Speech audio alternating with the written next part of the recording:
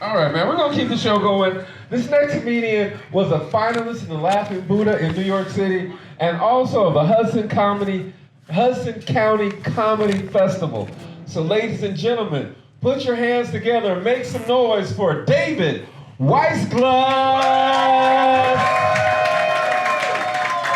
What's going on? How are you doing?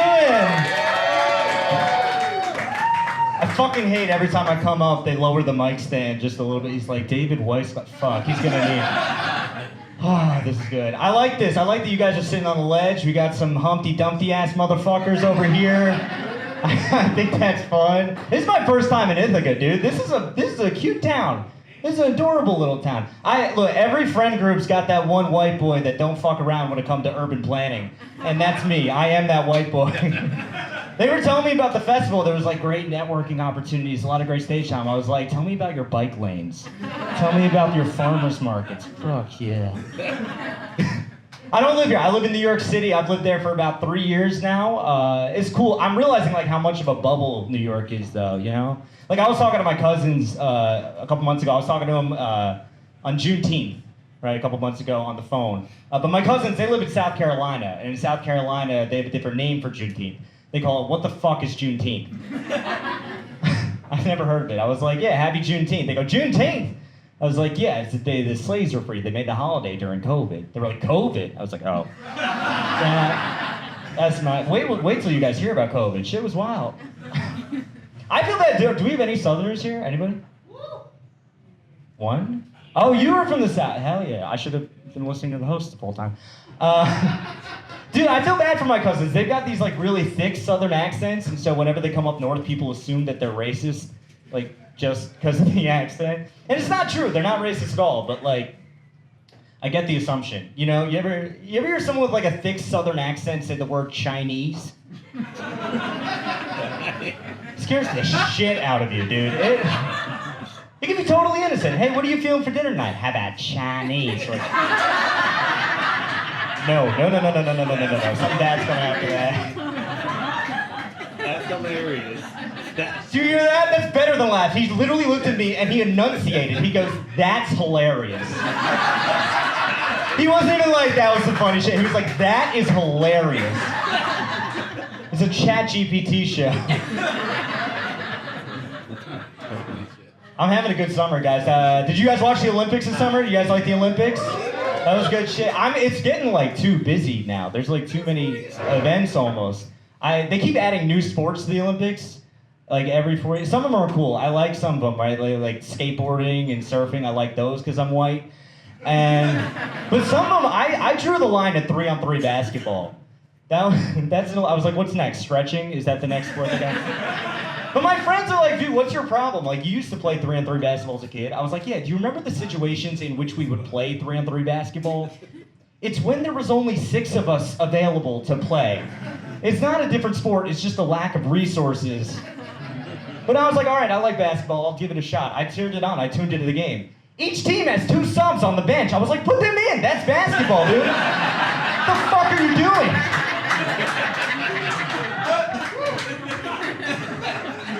I don't know, dude. I feel like they don't need to add new sports. I wish they would just bring back old sports. I don't know if I'm gonna educate you real quick. Tug of war was an Olympic sport up until, people know this for some reason. I say this like as if I'm gonna educate people. Tug of war was an Olympic sport up until 1920. They got rid of it. They need to bring that shit back yesterday. I can't. That's it, because that's exactly the type of sport Americans would eat up. Like, we would love tug of war, because it's stupid.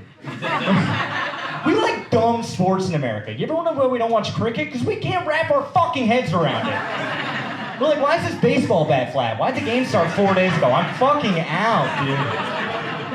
Tug of war is great. It's technique free. It's all about brute strength. The entire game can be summed up in 2 words: pull rope. That we can handle. That's in our suite. And I feel like I know exactly the type of American who would be into tug of war. It'd be the January Sixers. It would be. I can't explain it, you can't explain it, but I think we can agree. And say we will about their politics, those tailgates would be fucking lit, dude. Are you kidding? What was January 6th if not one of the sickest tailgates we've ever seen?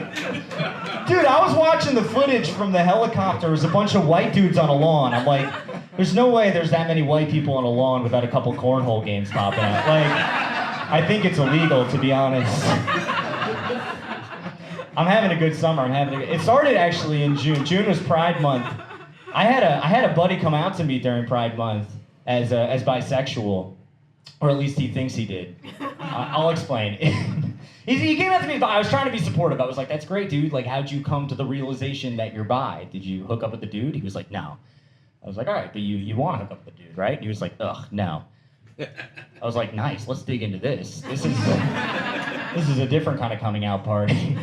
I was like, "All right, what about you is bisexual?" He goes, "Well, nowadays when I go out to bars, I notice a lot of dudes are like coming up to me, trying to buy me drinks, trying to flirt with me.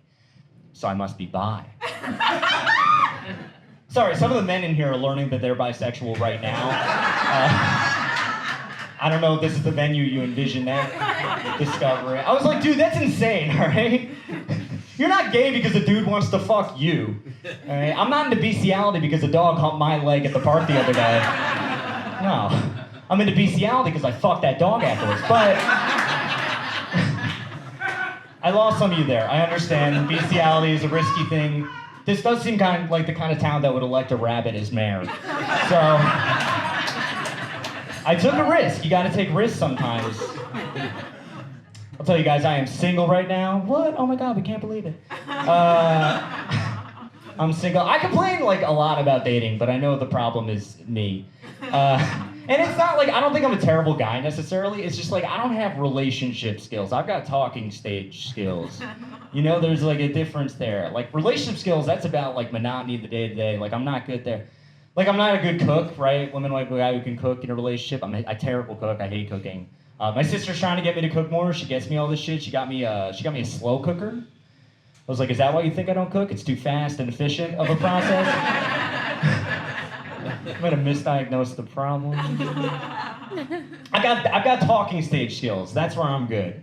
Early on. Like I'm a good sexter. I'm a great sexter. But anyone else a good sexter here? Good sexters? Fuck all of you. Fuck all of you. You're like, "No, we're actually hot. We're having sex. We're not playing coital simulator."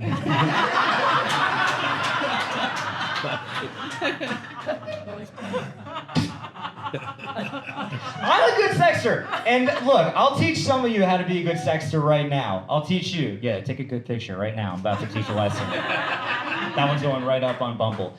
I'll teach you all to be a good sexter. Ready? 4 words. Lesson. Stop saying weird shit. Stop doing it. Some of y'all whipping out lines. I'm like, you haven't workshopped that, have you? No. I was texting this girl recently. She whipped this line out on me. She goes, "I want you to eat me like you've been on a hunger strike." Right. There's some conversations even I cannot resuscitate. I was like, "Yeah, Gandhi was a great leader. Should we fuck?" Like, what do you do in that situation? I gotta tell you, sexting, like, dude, it's so frustrating because like men love sexting because it's the best we could get most of the time. But women, like, if you're sexting a guy, you know he's invested. Women, we can tell half the time you're not even paying attention. You're phoning it in. You're barely paying attention. We're carrying the whole conversation. And that's bullshit, women. You should pay attention when we're sexting you. Because that's when men are at our literary finest. It's a low bar, but it's true. We have to be, because we have an impossible task when we're sexting you. We have to get you interested in a dick that's miles away. Most women are pretty disinterested in dicks that are inside them, from my experience. So we're whipping out everything we got. We're channeling our favorite authors. It's Hemingway and Thoreau and our buddy Jared from the frat who wrote that funny listserv email in 2013. Like, all the greats. We got the quill and the parchment. We're like, "I'm gonna fold you in half over the kitchen table. Pound you until you see colors you've never seen before. Make your eyes roll back in your head and finally you reach a state of euphoria you haven't felt in years. Send." But you don't give a shit. You're just like reacting to the iMessage, like thumbs up. We're like, really? Not even the heart emoji? I mean, I wrote these lines with every vein in my dick, okay? Help me out. Yeah, my name is David Weissglass. You guys have been fun. Thank you. Give it up one more time for David Weissglass! And he was right. I did look at him. I put the mic stand down. I got it at the right, but David, I would say if you want to avoid that in the future, just grow.